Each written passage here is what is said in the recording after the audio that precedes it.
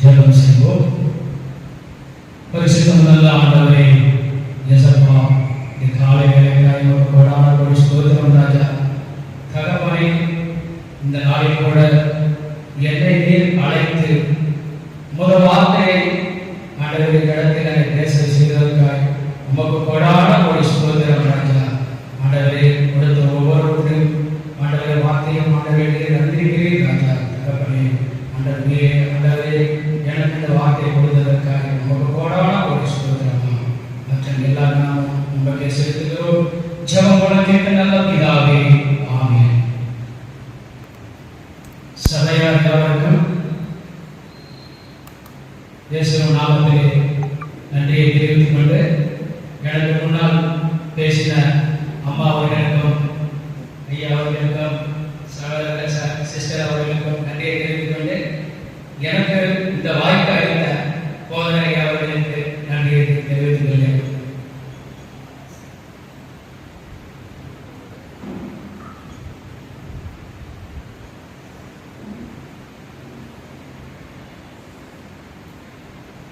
இந்த நாளில் கூட எனக்கு கொடுத்த இந்த 5வது வார்த்தை, சிலுவையிலிருந்து துணித்த இயேசுவின் 5வது வார்த்தை, தாகமாய் இருக்கிறேன். எடுத்து வாசிக்கலாம். யோவான் சுவிசேஷம் 19:22 வாசிப்போம்.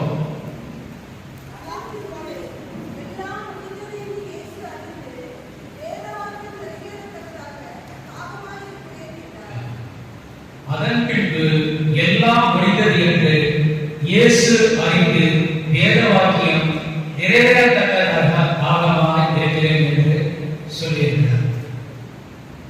பிதாவாகிய தேவன் இயேசு என்னும் நாமத்தில் மாமிசத்திலே வெளிப்பட்டு வாழ்ந்து தேவன் அவரை உலகத்துக்கு அனுப்பிய நோக்கத்தையும் திட்டத்தையும் வெற்றிகரமாக நிறைவேற்றினார்.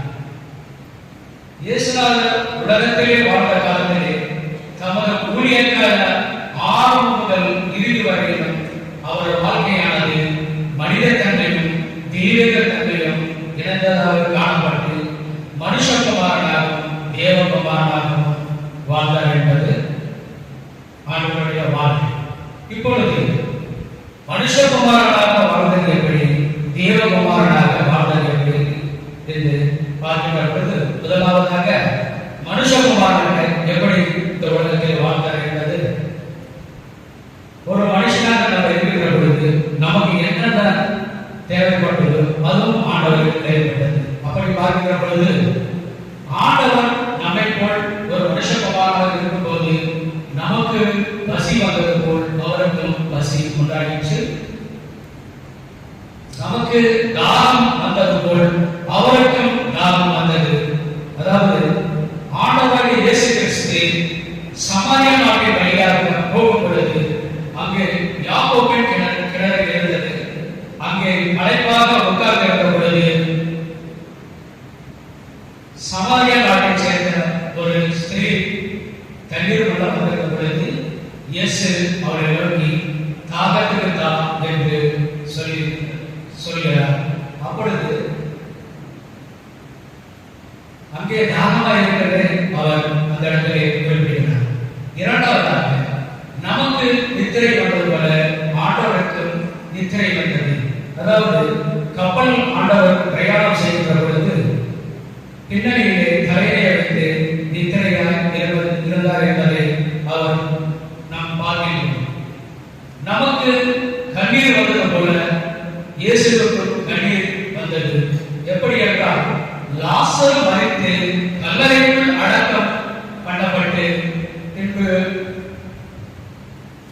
இயேசு அங்கே வந்திருக்கிறார். அதை கண்டு மார்த்தாலும் மரியாளும் தங்கள் வருத்தத்தை தெரிவிக்கிறார்கள். மரியாள் அவள் பாதத்தில் விழுந்து அழுகிறார். அங்கே இருந்த யூதர்களும் அழுகிறார்கள். இயேசுவும் அவரை கண்டு ஆவியிலே கண்ணீர் விட்டார். நம்ம எப்படி கண்ணீர் விடுவது போல ஆண்டவராகிய இயேசு கிறிஸ்து கண்ணீர் விட்டார் என்பதை வேதத்திலே நாம் பார்க்கிறோம்.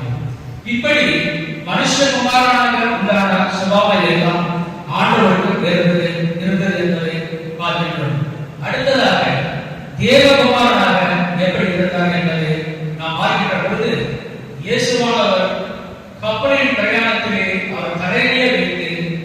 எதிரியாக இருந்த பொழுது படகு இறங்கத்தக்கதாக பலத்த காற்றினால் அலைகள் படகுக்கு மோதின.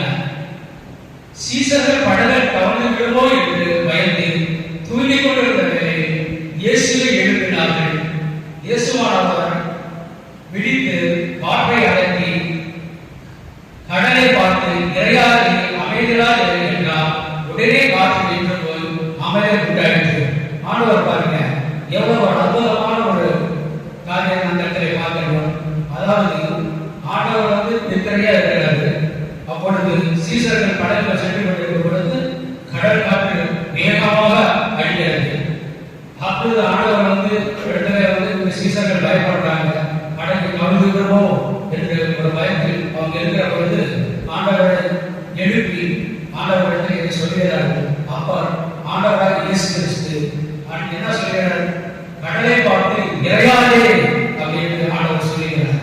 அப்ப பாருங்க அந்த இடத்துல ஆண்டவராக இயேசு கிறிஸ்து ஒரு தேவகுமாரனாக வெளிப்படுகிறார் என்பது நாம் நேரத்தில் பார்க்கிறோம். இரண்டாவதாக கானாவூரில் நடந்த கல்யாண வீட்டிலே கலந்து கொண்டார். அங்கு ஏற்பட்ட திராட்சரசம் குறைபட்ட போது தண்ணீரால் மாற்றி தனது முதலாவது அற்புதத்தை செய்து தேவகுமாரனாக வெளிப்பட்டார்.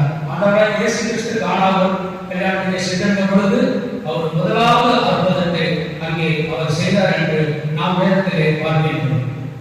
அடுத்ததாக லாசரு மரித்து 4ஆம் நாள் பின்பு இயேசுவானவர் கல்லறைக்கரையை சென்று கல்லை அகற்றும்படி செய்து லாசருவே வெளியே வா என்று உரத்த சத்தமிட்டு அவரை உயிரோடு எழுப்பினார் என்பதை நாம் வேதத்தில் பார்க்கிறோம். ஆண்டவர் எவ்வளவு நல்லமையான தேவனாக இருக்கிறது. இந்த லாசருக்கு கொடுத்த ஆண்டவர் உயிரோடு எழுப்பினார் என்பதை பார்க்கிறோம். இங்கே இயேசுவானவர் தேவசாயலாக வெளிப்பட்டதை நாம் வேதத்திலே பார்க்கிறோம். அடுத்ததாக இயேசுவானவர் பெத்தானியாவிலிருந்து புறப்பட்டு வருகையில் அவருக்கு பசி உண்டாயிற்று. அங்கே ஒரு அத்திமரத்தை கண்டு அதில் கனி ஏதாவது ஆகப்படும் என்று நினைத்து அதனாலேயே வந்து பார்த்து அதில் பழம் ஒன்றை காணாததால் அந்த அத்திமரத்தை கண்டு அதை சபித்தார். உடனே அது பட்டு போயிற்று. தேவகுமாரனாக ஒரு வார்த்தையால் அத்திமரம் பட்டு போக செய்தார் என்பதை நாம் வேதத்திலே பார்க்கிறோம். ஆண்டவராக இயேசு கிறிஸ்து நமக்கு பசி உண்டாக்குவது போல அவருக்கு பசி உண்டாயிற்று. பெத்தானியாவிலிருந்து வருகிறார் ஆண்டவராக இயேசு கிறிஸ்து. அப்பொழுது அங்கு ஒரு அத்திமரத்தை பார்க்கிறார். அந்த அத்தி மரத்திலே எந்த ஒரு பழமும் காணப்படவில்லை. ஆனால் ஆண்டவர் என்ன பார்க்கிறார்? இந்த மரம் எதற்கு என்று உடனே சபிக்கிறார். ஆண்டவராக இயேசு கிறிஸ்து சபித்த ஒரு அந்த வார்த்தையிலே அந்த மரம் பட்டு போகிறது என்பதை நாம் வேதத்திலே பார்க்கிறோம். இப்படி மனுஷகுமாரனாகவும் தேவகுமாரனாகவும் இந்த உலகில் அவர் இருந்தார். அடுத்ததாக தாகத்தை குறித்து நாம் பார்க்கும் பொழுது இதிலும் 2 விதமான தாகம் இருக்கின்றது. ஒன்று சரீர தாகம், மற்றொன்று ஆத்ம தாகம். முதலாவதாக சரீர தாகத்தில் என்ன இருக்கிறது என்று பார்க்கும் பொழுது தாகம் ஒரு மனிதனுக்கு இயற்கையாகவே ஏற்படுகிறது. இயேசுநாதர் மனிதகுமாரனாக காணப்பட்டதால் அவருக்கு தாகம் ஏற்பட்டது இயல்பு. அவர் சிலுவையில் அறைவதற்கு முந்தின நாளிலிருந்து தமது சீசர்களுடன் கூட கடைசி பஸ்காவை புசித்தார். அப்பொழுது இயேசுவானவர் தமது வரலாற்றை குறித்தும் தனக்கு நடைபெறப் போகிற எல்லா காரியங்களை குறித்தும் தான் அறியப்போகிற பாடுகளை குறித்தும் சீசர்களிடத்தில் விளக்கமாக கூறினார். அதாவது ஆண்டவராக இயேசு கிறிஸ்து மரண தருவாயில அவருக்கு தெரிஞ்சிச்சு நம்ம மரணத்தை நோக்கி நம்ம போகணும். அப்போ அவர் நம்ம அந்த வேதனை எல்லாம் சீசர்கள் சொல்றாரு, முன்கூட்டியே சொல்றாரு. இந்த மாதிரியாக முன்கூட்டி அதை சொல்லுகிறார். சீசர்களுக்கு விளக்கமாக கூறினார். வேறு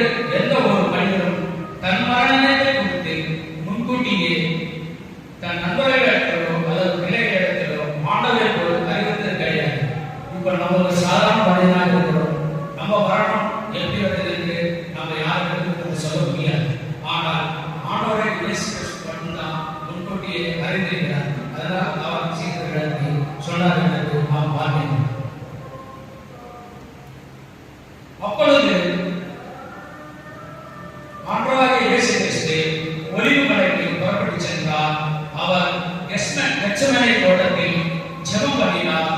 அப்பொழுது பிதாவை நோக்கி ஊக்கமாக ஜெபித்த போது அவருடைய வேர்வை ரத்தத்தின் பெருந்துளிகளாக தரையிலே விழுந்தது. ஆண்டவர் இயேசு கிறிஸ்து ஜெபம் பண்றாரு கெத்செமனே தோட்டத்துல. எப்படி ஊக்கமாக ஜெபிக்கிறார். அதாவது அந்த ஊக்கமாக ஜெபிக்கிற பொழுது அவர் சரீரத்தில் இருந்து ரத்தம் பெருந்துளிகளாக தரையிலே விழுந்தது என்பதை பார்க்கிறோம். இப்ப நம்ம ஒரு சாதாரணமாக ஒரு வேலையை நாம் செய்கின்ற பொழுது நமது சரீரத்தில் வேர்வை வெளியேறினால் நமக்கு தாகம் ஏற்படுகிறது. அதற்கு தண்ணீர் பருகுவோம் என்பது மனிதர்களுடைய இயல்பு.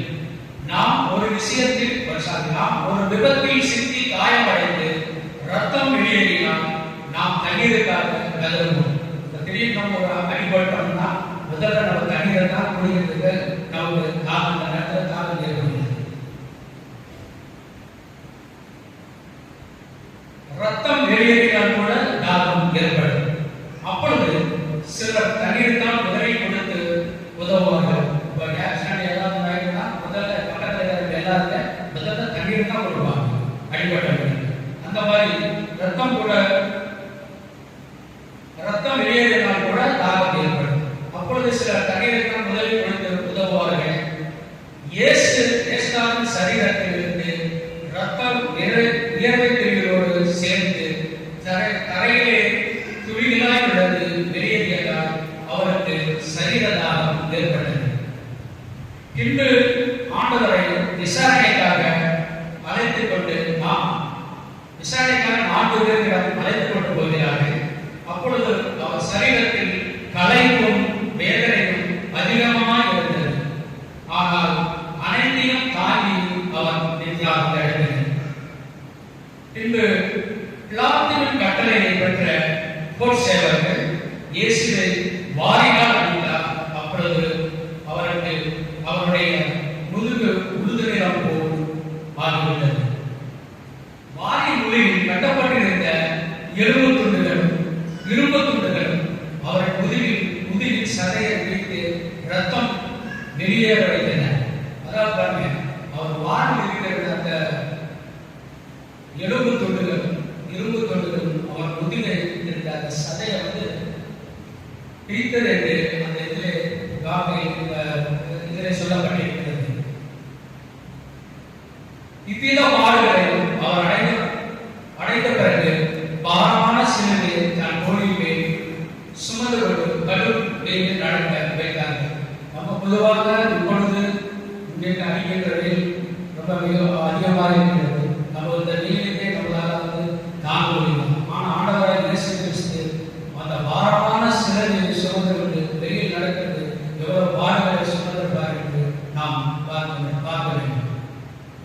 பின்பு தள்ளாடி வந்த அவரை சிலுவையின் மீது படுக்க வைத்து கரங்களையும் கால்களையும் ஆணையிலிருந்து சிலுவையிலே மாட்டினார்கள். இரவு முழுவதும் பாடுகளை அனுபவித்தார்.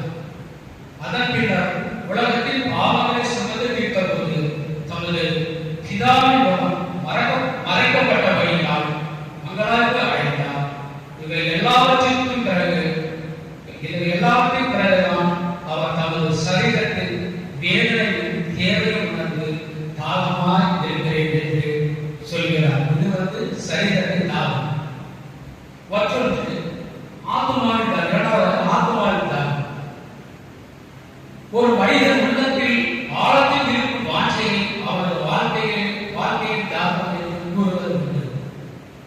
ஒரு சிலருக்கு தாகம் எப்படின்னா பொருள் ஈட்டுவது, இன்னொருத்தருக்கு பணம் சேர்ப்பது, மற்றொருவர் புகழ் பெறுவது, இன்னொருவர் சிறந்த கல்வி வேலையாக மாறுவது.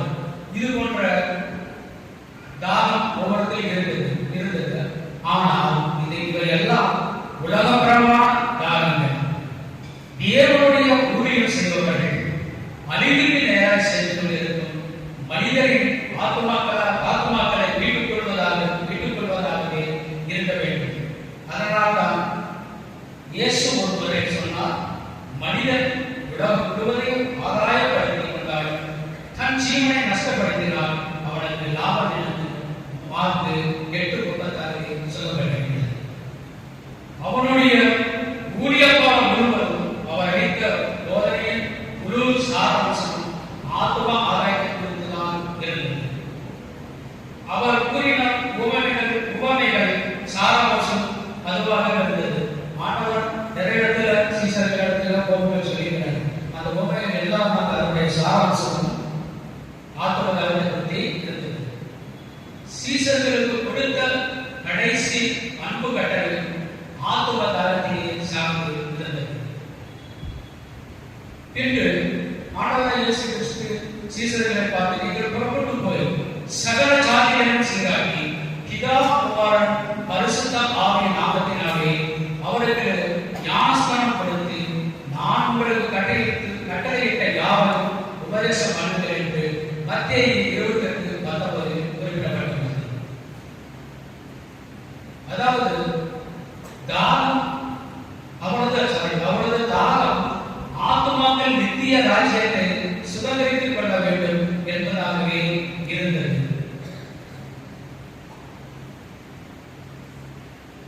இது ஆத்மதானத்தை பற்றி குறிக்கப்பட்டுள்ளது. அடுத்தது 8 வாசிப்போம். யோவான் 19:29 வாசிப்போம். யோவான் 19:29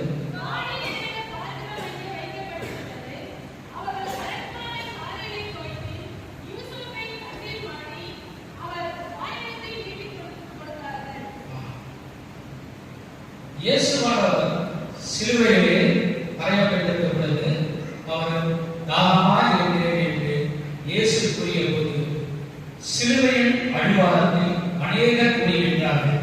அப்பொழுது ஒருவன் ஓடிச் சென்று கடற்காரனை ஆவியிலே வைத்து அதை இயேசுவின் கண்ணிலே மாட்டி அவருடைய வாய்க்கடத்திற்கு நீக்கி கொடுத்தார்கள். ஆண்டவர் சிலுவையில் இருக்கும் பொழுது அவருக்கு தாகமாய் இருக்குன்னு சொல்றாரு. அப்பொழுது ஒருத்தர் வந்து ஓடி சென்று அந்த கடற்காரனை ஆவியிற்கு துவைத்து இயேசுவின் கண்ணிலே மாட்டி அவருடைய வாய்க்கடத்திற்கு நீக்கி கொடுக்கிறார்கள்.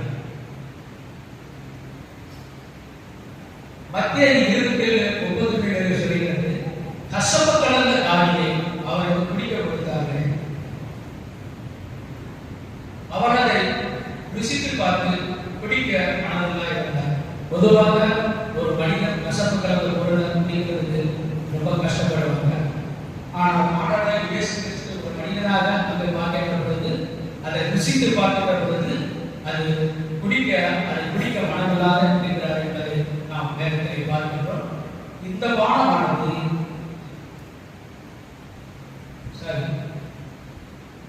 வெள்ளை போல கலந்த திராட்சரசத்தை அவருக்கு குடிக்க கொடுத்தார்கள்.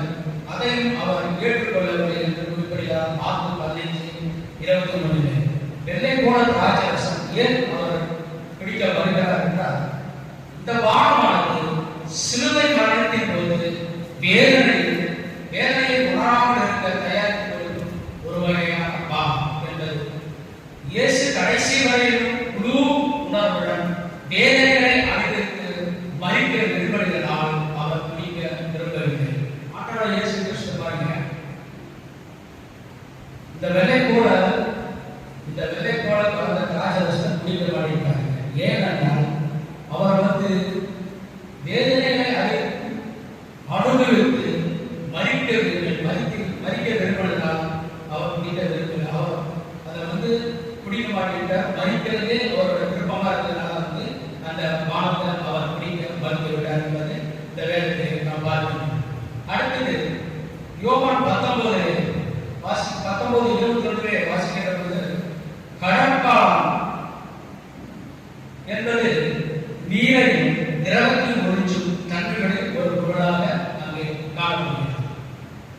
அடுத்தது காலி என்பது இதன் தரம் விரைவு குறைந்த ஒரு வகையான புளிப்பில்லா திராட்சரசம். இந்த பானத்தை அதிகமாக அருந்துபவர்கள் வந்து கூலி வேலை செய்பவர்கள், சிலுவையில் மரண தருவாயிலிருந்து மரண தண்டனையை நிறைவேற்றும் போர் சேவர்கள், குற்றவாளிகள் மறிக்கும் வரையிலும் காத்திருக்க வேண்டும். அவ்வாறு காத்திருக்கும்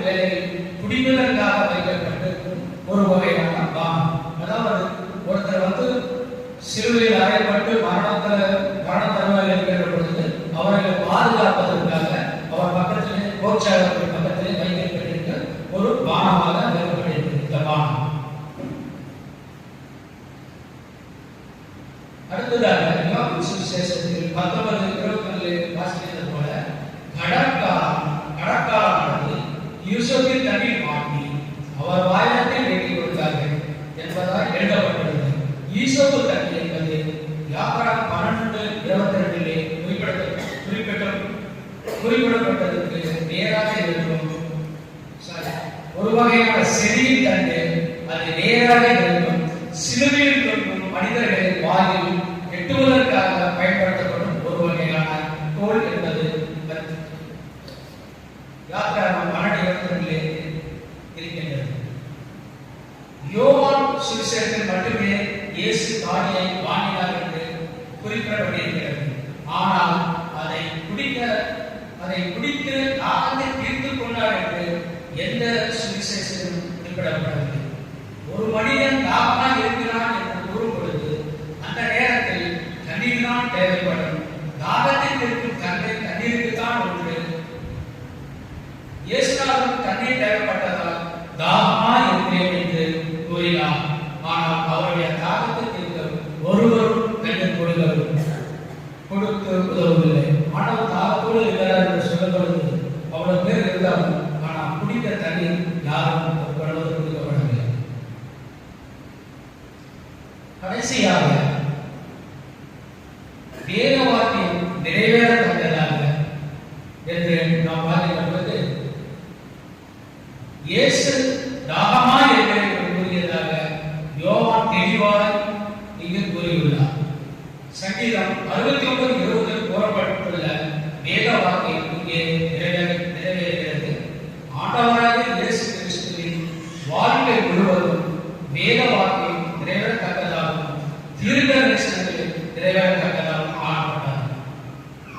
இவைகளை குறிப்பதற்காகவோ அறிவதற்காகவோ அவர் வரவில்லை, வாழவும் இல்லை.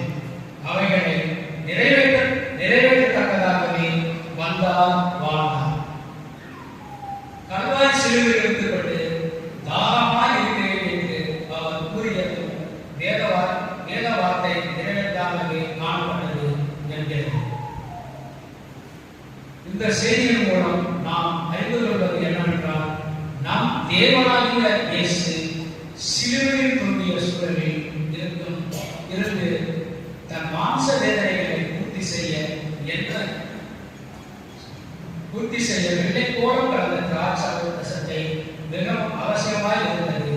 இந்த வெள்ளை கோலம் கலந்த திராட்சை ரசம் அவருடைய தாகத்தை தீர்க்கவும் வேதனையை மறக்கவும் ஏதுவாக ஒன்றாக இருந்தது. ஆனால் அவர் இந்த மாம்ச தாகத்திற்கு ஏற்ற வெள்ளை கோலம் கலந்த திராட்சை ரசத்தை அவர் ஏற்காமல் தாகத்தினாலும் வேதனையினாலும் நிறைந்து ஆத்துமாக்கள் நித்திய ஜீவனை அடைவது, ஆத்துமா